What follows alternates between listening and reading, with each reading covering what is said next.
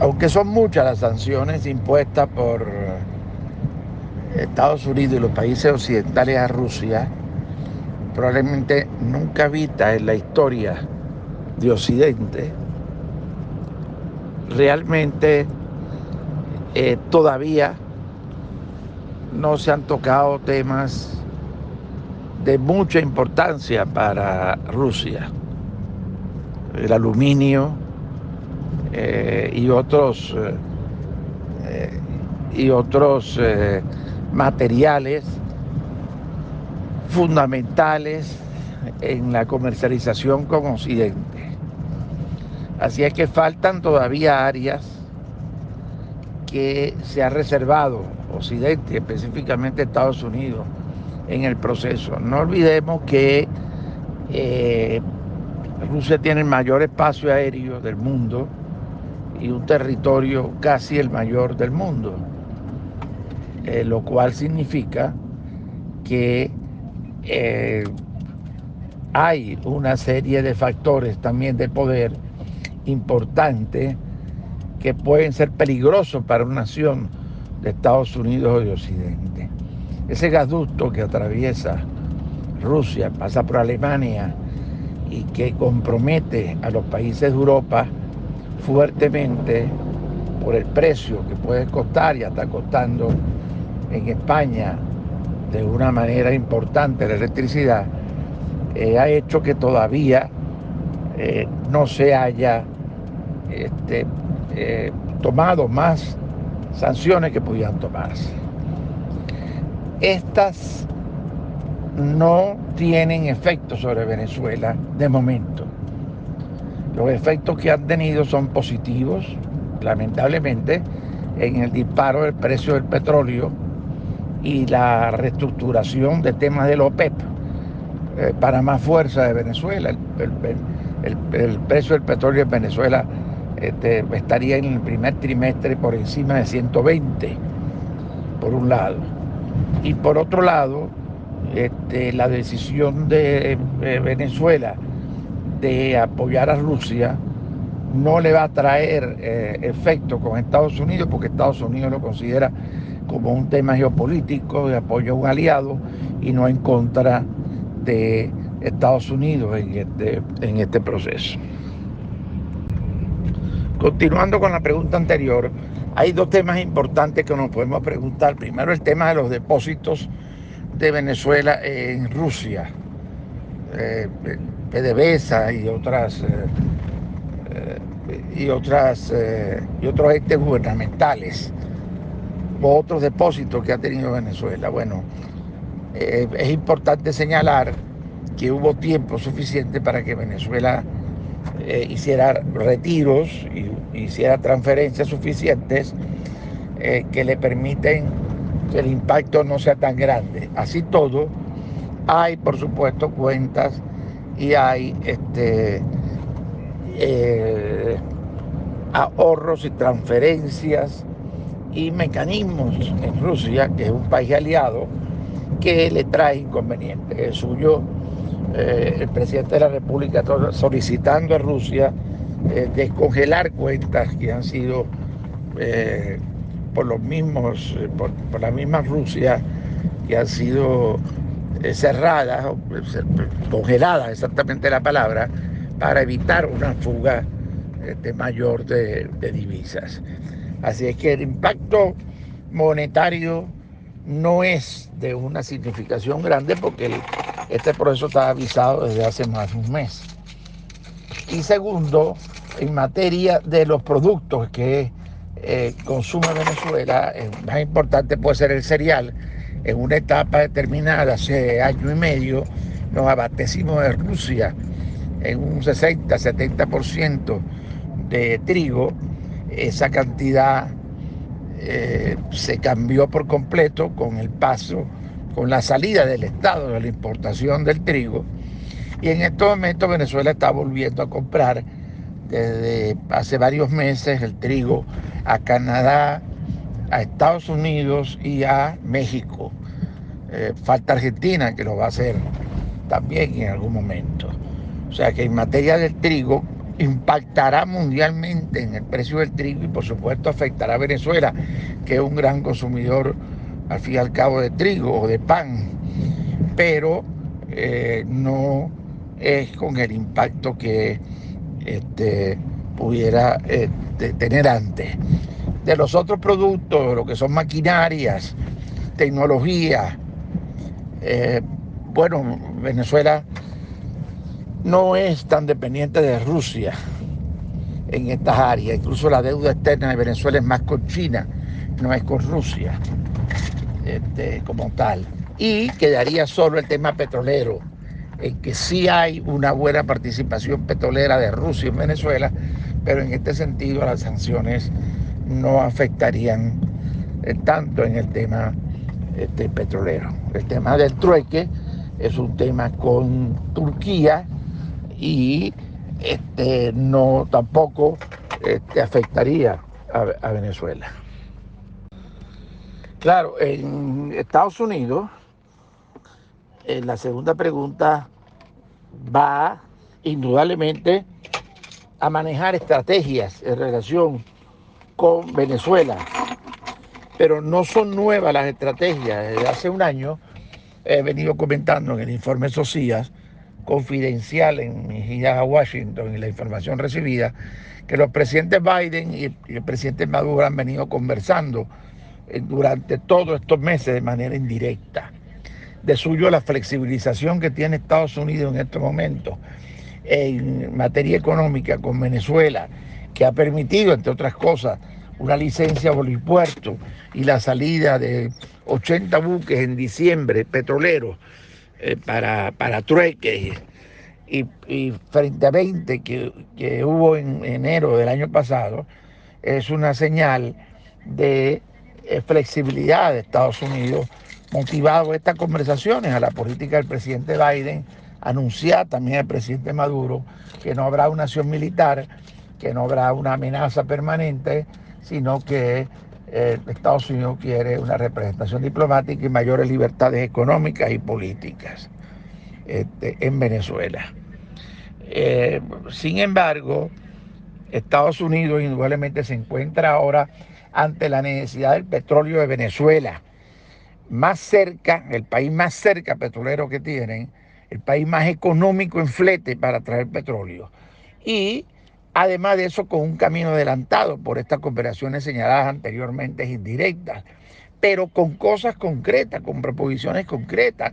Chevron quiere explotación de Venezuela, que es el área sancionada de la faja petrolífica del Orinoco y del petróleo y de los pozos petroleros, y está pidiendo el levantamiento de la sanción por 5.000 o 10.000 millones de dólares de inversión que desea realizar. Pero además se avanzó más. Hay sectores privados que llevaron a Washington una proposición de que parte de esta producción se pudiera intercambiar por deuda externa de Venezuela. Y ahora avanza mucho más el planteamiento con la misión de Estados Unidos que estuvo aquí, con los dos representantes y con otros complementarios a la misión, en el sentido de que una parte de ese levantamiento de sanciones al área de la explotación del petróleo en Venezuela o de la producción en general de petróleo pudiera comprometerse con Estados Unidos.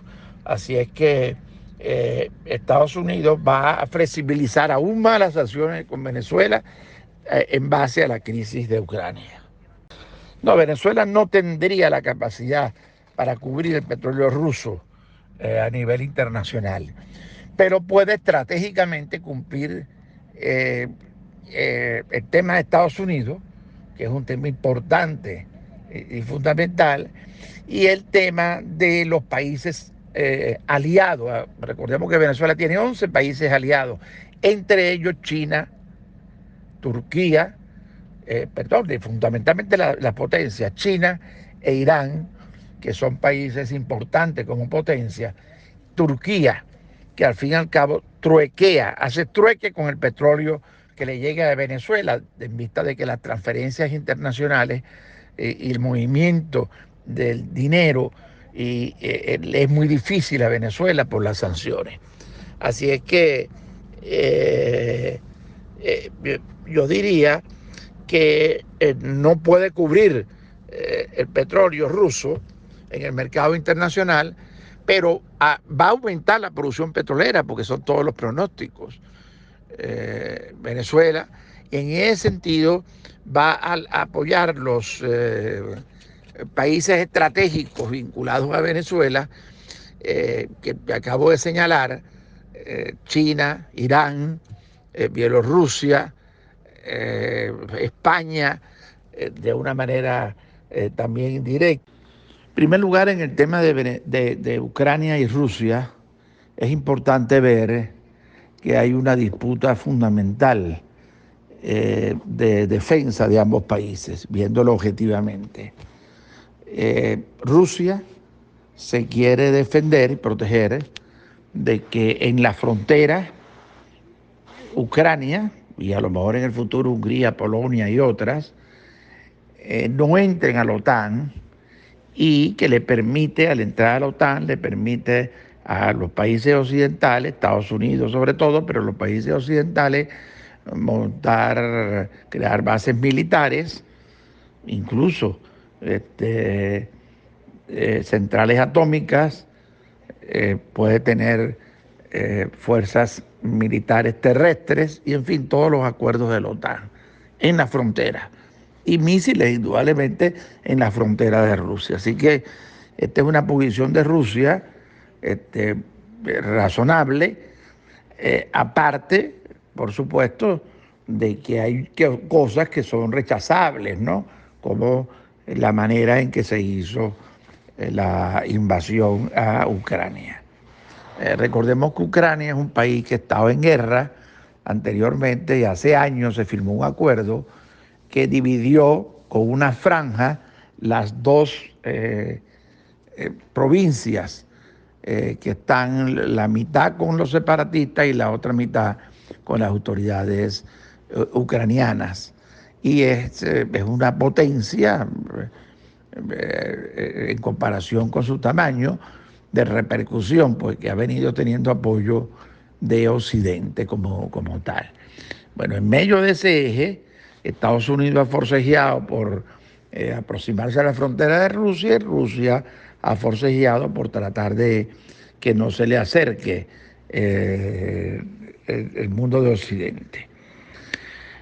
Y indudablemente que puede haber razones de fondo sobre el tema, pero no podemos dejar de tener en cuenta este tema que es el equilibrio de las dos visiones. Putin, indudablemente que en su formación ha tenido unos niveles de grandeza, de crecerse para ocupar los territorios y crecer, los territorios que Rusia ha tenido anteriormente, y crecer. Recordemos que la frontera de Rusia está llena de países que se independizaron de una u otra manera en el pasado, producto del levantamiento, de la eliminación del muro de Berlín y de la llegada de Gorbachev y de la revolución que se realizó en Rusia, de la cual se salió del comunismo tradicional, igualito Polonia, Hungría y los otros países. Pero si se ve la extensión que tiene Hungría en el mapa sobre Europa, es muy grande, ya bordeando a Alemania por un lado, tiene a Francia un poco más arriba, y después tiene, por supuesto, un poco al final hacia abajo España, y tiene una influencia tremenda sobre Europa, aunque no se haya visto que se haya ejercido. Así que hay un tema geopolítico muy importante de fondo en el tema. Un país, el mayor espacio aéreo del mundo y casi el mayor espacio terrestre del mundo. Una potencia indudablemente en manos de un presidente que pareciera tener ambiciones de tener una fuerza mayor. En este sentido, el desarrollo de la crisis de Rusia y Ucrania primero trae dos efectos inmediatos para Venezuela. Dispara el precio del barril por las dificultades de Rusia ahora de sacar en buques el petróleo, de transitar el petróleo y al mismo tiempo de colocarlo. Eso ha disparado el precio internacional, pero esa es la razón fundamental por la cual Venezuela sale beneficiada. El precio del petróleo, que tiene que ver con la producción y con la circulación del petróleo, la salida del petróleo de Rusia, tiene problemas y esto hace que el precio suba para Venezuela. El segundo punto que se ha conversado mucho y discutido, y muchas preguntas en este sentido, es que la alianza, el apoyo de Venezuela a Rusia ha sido considerado como algo temeroso de que Estados Unidos pudiera tener represalias por ello. Mi información directa con Washington, y puedo afirmarla hoy con plena seriedad, es que Estados Unidos nunca tomó esta posición como un tema de enfrentamiento con Estados Unidos, retos de Estados Unidos, sino como que Venezuela, uno de sus 11 países aliados a Rusia, de su potencia más importante, y evidentemente es un tema geopolítico que se entiende perfectamente en el juego de Washington. Por eso no habrá represalias ni tendrá efectos el apoyo de Venezuela a Rusia en el tema fundamental de las relaciones de Venezuela con Estados Unidos. Además de eso, se ve claramente con la visita que acaba de ocurrir este fin de semana de una misión de Estados Unidos que venía conversando desde hace tiempo. Los dos presidentes han venido conversando indirectamente, como lo he señalado en varias oportunidades anteriormente y como es la información, y se concreta ahora, claro, acelerado por la crisis de Ucrania y Rusia. Indudablemente que entonces Estados Unidos, producto de este acercamiento que ya tenía y que se venía dando entre los dos presidentes y que motivó fundamentalmente una flexibilización de Estados Unidos con Venezuela, que le ha permitido a Venezuela manejarse durante este año con mayores libertades, flexibilizaciones por parte de Estados Unidos. No ha habido mayores inconvenientes en la salida y entrada de buques petroleros, no ha habido mayores problemas en transacciones con el trueque que ha hecho Venezuela y la salida de los buques, no ha habido mayores inconvenientes tampoco con empresas del Ejecutivo Nacional que se hayan sancionado de nuevo, tampoco con grupos de personas, alguna sanción individual que ha tenido específicamente Venezuela. Es más, se le ha comunicado al presidente Maduro de que no habrá acciones militares de Estados Unidos como tal, y se le ha pedido incluso al líder Guaidó que hable con el presidente de la República. Toda esta posición de Estados Unidos ha permitido que ahora, en un momento de crisis, se acerque Estados Unidos bajo un tema fundamental, que es el tema petrolero. Este tema petrolero significa, y es muy claro, que Estados Unidos desea que una parte de la elevación de la producción del petróleo le vaya a Estados Unidos. Y ese acuerdo está en el camino por tomarse o por decidirse.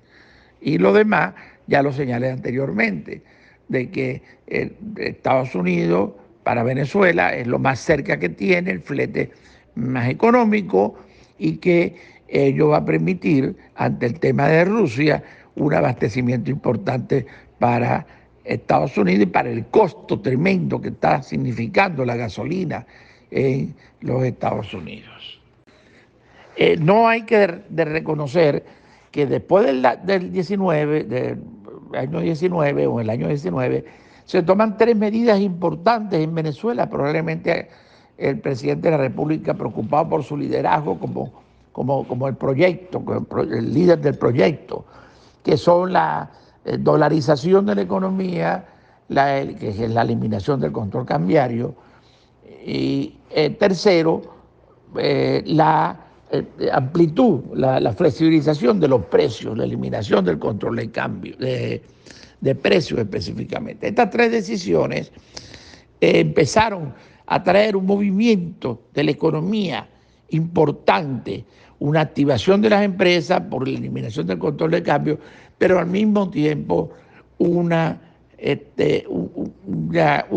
posibilidad de transacciones en divisa que aliviaron las transacciones, no solo de las empresas, sino del ciudadano común. Y esto hizo que prosperara en los 2 últimos años ligeramente la economía. Vino la pandemia que echó para atrás todo y el 7x7, o parte del tema, se retrocedió, pero siguió avanzando la dolarización en el país, que siguió siendo una alternativa. Así que en este esquema entramos en un proceso en estos momentos de convergencia de más de 15 medidas que ayudan a una economía mejor, que viene desde octubre del año pasado con la eliminación del 7%, una mayor vacunación y los precios, un aumento de los precios del petróleo y de la producción petrolera, entre otras. Es entonces cuando nos preguntamos qué falta en estos momentos. No hay un giro del presidente a estilo chino, no hay una amplitud del presidente y una apertura en su filosofía ni en la conducción del país. Hay una ligera flexibilización, modernización y apertura económica en el presidente que se ve a través de los ministros pragmáticos, pero fundamentalmente que conlleva un cambio económico importante en el país, pero no es rápido, es lento. Y en este esquema ¿qué faltaría hacer por parte del Ejecutivo? Es la reducción a menos del 65% a 65% del encaje legal. O sea, permitirle a los bancos que puedan solamente retener el 35% de lo que recibe de la población y poder prestar toda la otra parte, el 65% de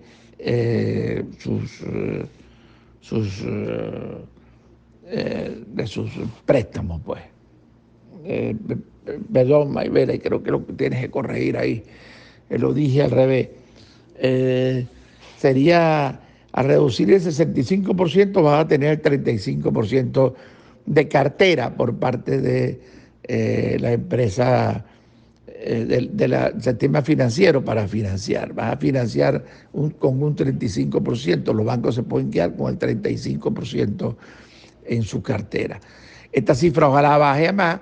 Se ha hablado de que el Ejecutivo ya hizo una primera reducción y ahora vendría la segunda antes de los 3 meses. Eso falta. El préstamo es la única manera de que el país salga adelante ahora en el país.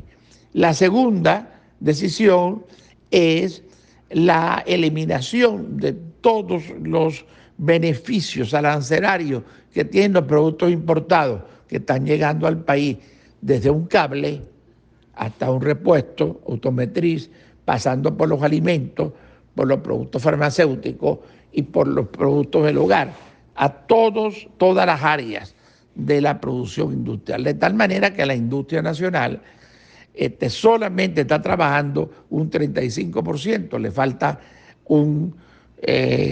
mucho más, pues, de un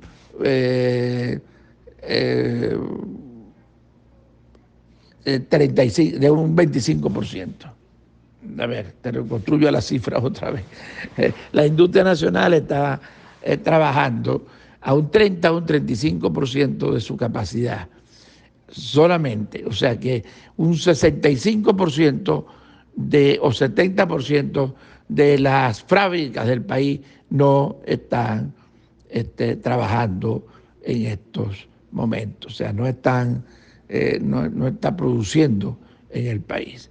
Así es que estas son las 2 medidas fundamentales. Falta una tercera medida, ¿ok?, que es importante, que es una ley de concesiones.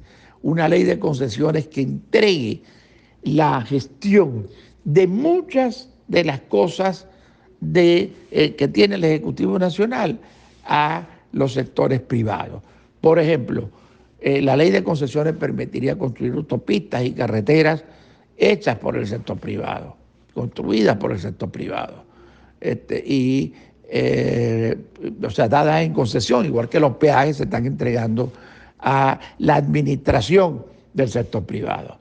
Esa parte habría que unirla, si quiere, con un cuarto punto, que es la participación del sector privado para una generación de empleo de por lo menos 2 o 3 millones de empleos de aquí a agosto. Haría falta, si quieren los otros puntos, una reforma del Estado que disminuyera la mitad los ministerios y que entregara también a la gestión privada la administración de más de 640 empresas y otras 60 que han sido tomadas.